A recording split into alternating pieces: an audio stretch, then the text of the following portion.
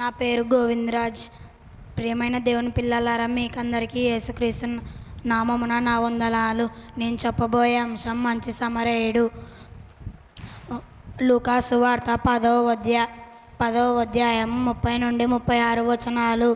ప్రియులారా, ఒక మనుషుడు యెరూషలేము నుండి యెరికో పట్టణానికి దిగి వెళ్తున్నాడు. యెరూషలేము నుండి యెరికో పట్టణానికి చాలా దూర ప్రయాణం, చాలా సమయం పడుతుంది.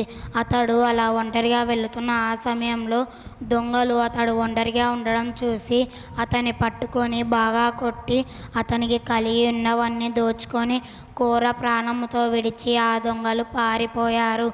ఆ మనుషుడు చాలా బాధపడుతున్న సమయంలో ఒక యాజకుడు ఆ మార్గంలో వెళ్తున్నాడు.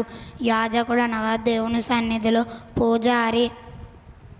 అతడు మంచి జ్ఞానము, ఐశ్వర్యం గలవాడు. కానీ గాయపడిన వ్యక్తిని చూస్తూ పట్టించుకోకుండా వెళ్ళిపోయాడు. కొంత సమయం తర్వాత అదే దారిలో ఒక లేవీయుడు కూడా వస్తున్నాడు. లేవీయుడు అనగా దేవుని సన్నిధిలో పరిచర్య చేసేవాడు. అతనికి కూడా మంచి హోదా ఉండేది. కానీ గాయపడిన వ్యక్తిని చూస్తూ పక్క నుండి పట్టించుకోకుండా వెళ్ళిపోయాడు. కొంత సమయం తర్వాత అదే దారిలో ఒక వ్యక్తి వెళ్తున్నాడు. అతడు సమరయుడు. మళ్ళీ సమరయుడు అంటే ఎన్నిక లేనివాడు.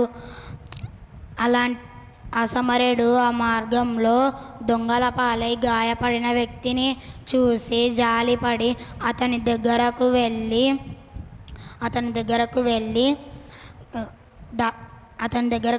అతని దగ్గర ఉన్న నూనెను ద్రాక్ష రసాన్ని తీసి గాయాలను కట్టి తన వాహనం మీద ఎక్కించుకొని ఒక పుట్టకుల వాణ్ణి ఇంటికి తీసుకువెళతాడు. దీనిని బట్టి మంచి సమరయుని వలె ఆపదలలో, కష్టాలలో ఉన్న సహోదరులను ఆదరించాలి. ఈ సమయం ఇచ్చిన పెద్దలందరికీ నా వందనాలు.